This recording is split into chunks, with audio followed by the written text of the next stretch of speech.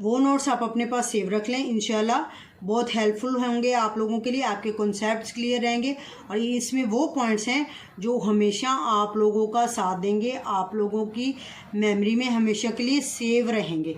इसलिए इन नोट्स को ज़रूर डाउनलोड कर लीजिए। Thank you so much. अब चलते हैं अपने टॉपिक की तरफ। एम्पिरिकल फार्मूला जो है इसको सिंपलेस्ट फार्मूला भी बोलते हैं एंड मॉलिक्यूलर फार्मूला।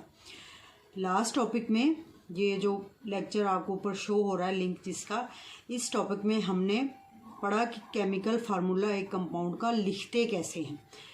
आज हमने केमिकल फार्मूले की टाइप्स पढ़नी है। इसमें जो पहली टाइप है वो है एम्पिरिकल फार्मूला।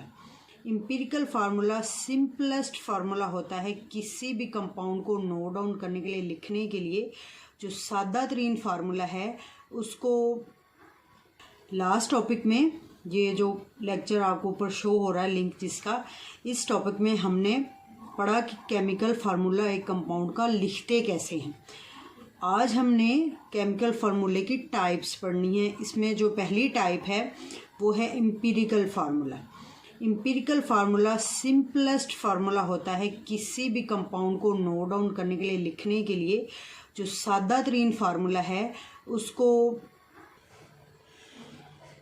एम्पिरिकल फार्मूला किसी कंपाउंड के अंदर मौजूद एटम की सिंपलेस्ट होल नंबर रेशियो को प्रेजेंट करता है। फॉर एग्जांपल यहाँ की बात करें तो यहाँ पर सिलिकॉन डाइऑक्साइड है, सिलिका बोलते हैं इसे। इसमें सिलिकॉन का एक एटम है, ऑक्सीजन के 2 एटम हैं, तो इनकी रेशियो बनेगी 1:2। अब इस रेशियो को फर्दर हम सिंपल नहीं कर सकते, इसीलिए सिलिका का जो ये फार्मूला है ये इसका एम्पिरिकल फार्मूला है जो जाहिर करता है इसके अंदर मौजूद एटम्स की सादा तरीन निस्बत को। अब चलते हैं ग्लूकोज की तरफ। ये आपके पास ग्लूकोज का फार्मूला लिखा हुआ है C6H12O6। इसके एटम्स की रेशियो पहले हम निकालते हैं 6:12 अब इस रेशियो को हम फर्दर सिंप्लीफाई करते हैं। पूरी जो वैल्यूज़ हैं तीनों, इनको 6 पे डिवाइड करें तो आपके पास इनका आंसर आ जाएगा 1, 2 एंड 1 की रेशियो। तो इसको देखते हुए अगर हम ग्लूकोज का एम्पिरिकल फार्मूला लिखें जो एटम की सिंपलेस्ट होल नंबर रेशियो को रिप्रेजेंट करेगा, तो ग्लूकोज का फार्मूला होगा CH2। ये सिंपलेस्ट फार्मूला है ग्लूकोज का, यही एम्पिरिकल फार्मूला कहलाएगा। ये तो बात हो गई कोवलेंट कंपाउंड्स की। अब आते हैं आयनिक कंपाउंड्स की तरफ। आयनिक कंपाउंड्स जो होते हैं इनके अंदर, जैसे कि आयनिक कंपाउंड्स आयंस के बने होते हैं, तो इसीलिए आयनिक कंपाउंड्स के अंदर जो रेशो एम्पिरिकल फार्मूला हमें बताएगा वो रेशो होगी किसी भी आयनिक कंपाउंड के अंदर मौजूद आयंस के दरमियान होल नंबर रेशो। मतलब कि आयनिक कंपाउंड के अंदर जितने भी आयन होंगे ना, उनकी सिंपलेस्ट होल नंबर रेशो उसको कंसीडर करके आयनिक कंपाउंड का एम्पिरिकल फार्मूला लिखा जाएगा। फॉर सोडियम क्लोराइड के जो आयंस में रेशो होती है वो 1:1 होती है। सिंपलेस्ट रेशो है, इसको और सिंपल नहीं कर सकते, इसलिए यही इसका इस सिंपलेस्ट रेशो को देखते हुए सोडियम क्लोराइड को जो एम्पिरिकल फार्मूला होगा वो इसके फार्मूला यूनिट की तरह ही होगा NaCl। पोटाशियम ब्रोमाइड ये भी एक आयनिक कंपाउंड है।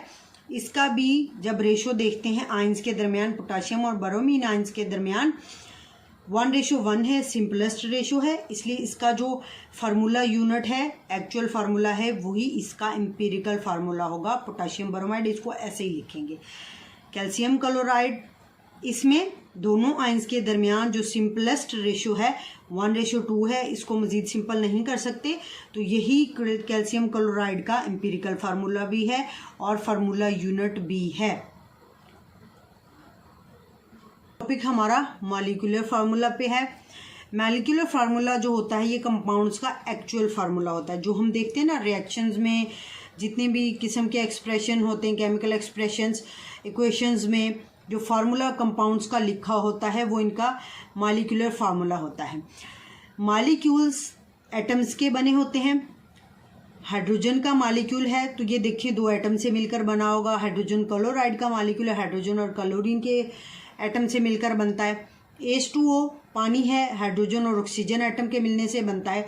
तो इस तरह से डिफरेंट किस्म के जो मॉलिक्यूल्स होते हैं ये एटम के कम्बिनेशन से बनते हैं। तो मॉलिक्यूल्स का जो फार्मूला होता है, इस फार्मूले को हम मॉलिक्यूलर फार्मूला बोलते हैं।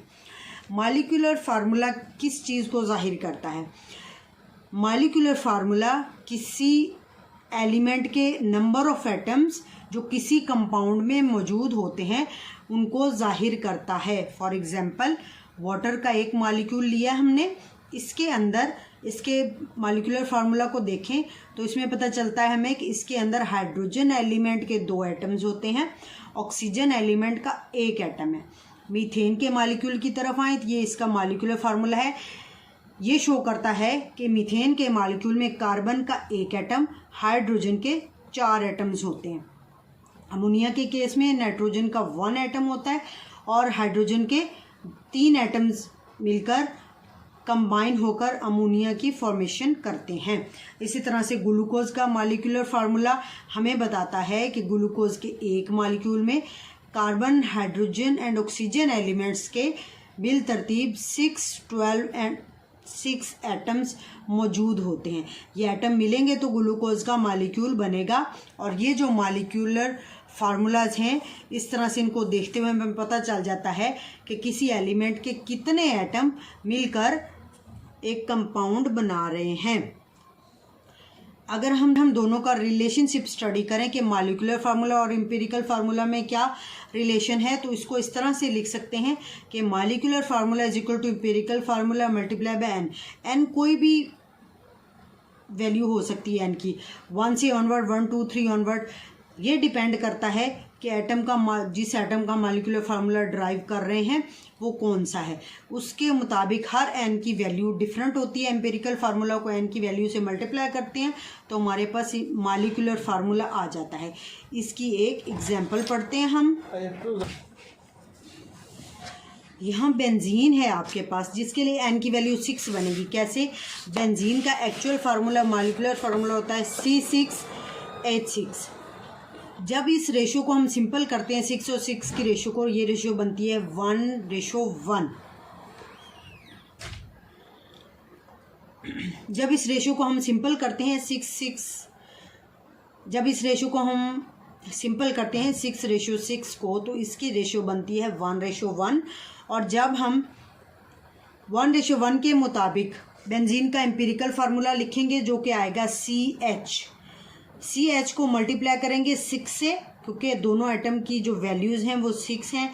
तो 6 से जब मल्टीप्लाई करते हैं ना तो हमारे पास बेंजीन का मॉलिक्यूलर फार्मूला आ जाता है। तो एम्पिरिकल फार्मूला को किसी भी आप डिजिट से मल्टीप्लाई करेंगे तो आपके पास मॉलिक्यूलर फार्मूला आएगा, लेकिन जो n होगा वो डिपेंड करेगा कि आपने कौन से एटम का जो है मॉलिक्यूलर फार्मूला ड्राइव करना है। कुछ कंपाउंड्स के मॉलिक्यूलर और एम्पिरिकल फार्मूला सेम होते हैं। फॉर एग्जांपल वाटर को देखिए, H2O, यही इसका मॉलिक्यूलर फार्मूला भी है, एम्पिरिकल फार्मूला भी है। क्यों? क्योंकि पानी की निस्बत जो एटम की निस्बत है ना, हाइड्रोजन एंड ऑक्सीजन की 2:1 है। इसको फर्दर सिंप्लीफाई नहीं किया जा सकता, इसलिए वाटर को इसी तरह से एम्पिरिकल फार्मूला भी इसका सेम होगा, मॉलिक्यूलर फार्मूला भी सेम होगा। अमोनिया में देखें तो इनके एटम के दरमियान रेशो 1:3 है। इस रेशो को फर्दर सिंप्लीफाई नहीं कर सकते, इसलिए अमोनिया का यही मॉलिक्यूलर फार्मूला भी है और एम्पिरिकल फार्मूला भी है। Same is the case with methane. यही फार्मूला मीथेन का एम्पिरिकल फार्मूला भी होगा और मॉलिक्यूलर फार्मूला भी होगा। कार्बन डाइऑक्साइड में भी कि इसकी रेशो को हम सिंपल फर्दर नहीं कर सकते, तो इसलिए कार्बन डाइऑक्साइड का जो एम्पिरिकल फार्मूला होगा वही इसका मॉलिक्यूलर फार्मूला होगा। लेकिन कुछ कंपाउंड्स में ऐसा नहीं होता, उनमें डिफरेंट भी हो सकता है फार्मूला। फॉर एग्जांपल 3 कंपाउंड्स हैं, hydrogen peroxide, benzene, glucose. Hydrogen peroxide को पहले स्टडी करें। इसका मॉलिक्यूलर फार्मूला होता है जी H2O2। इसको सिंपल करें 1:1 की रेशो आती है, तो 1 हाइड्रोजन 1 ऑक्सीजन, ये इसके एम्पिरिकल फार्मूला में होगा। बेंजीन को स्टडी करें तो इसका मॉलिक्यूलर फार्मूला होता है C6H6। इसकी रेशो 1:1 आती है। इस रेशो को देखते हुए बेंजीन का जो एम्पिरिकल फार्मूला है CH 1:1 रेशो के कार्बन और हाइड्रोजन पर मुश्तमिल होगा। ग्लूकोज है, ग्लूकोज का actual formula molecular formula C6H12O6 है। इसको सिंप्लीफाई करें तो इसकी रेशो बनती है 1:1। इसको देखते हुए इसका हम एम्पिरिकल फार्मूला लिखेंगे CH2O। ये इसका ग्लूकोज का एम्पिरिकल फार्मूला है। ये कंपाउंड्स के मॉलिक्यूलर फार्मूलाज हैं और एम्पिरिकल फार्मूलाज हैं। तो कुछ कंपाउंड्स के मॉलिक्यूलर एम्पिरिकल फार्मूला सेम होते हैं, कुछ के डिफरेंट होते हैं। जिस कंपाउंड के एटम की जो रेशो है उसको हम सिंप्लीफाई फर्दर कर सकें, उसका एम्पिरिकल और मॉलिक्यूलर फार्मूला डिफरेंट होगा। लेकिन जिस कंपाउंड की रेशो को सिंपल ना किया जा सके उसके मॉलिक्यूलर और एम्पिरिकल फार्मूलाज डिफरेंट नहीं होते बल्कि सेम होते हैं।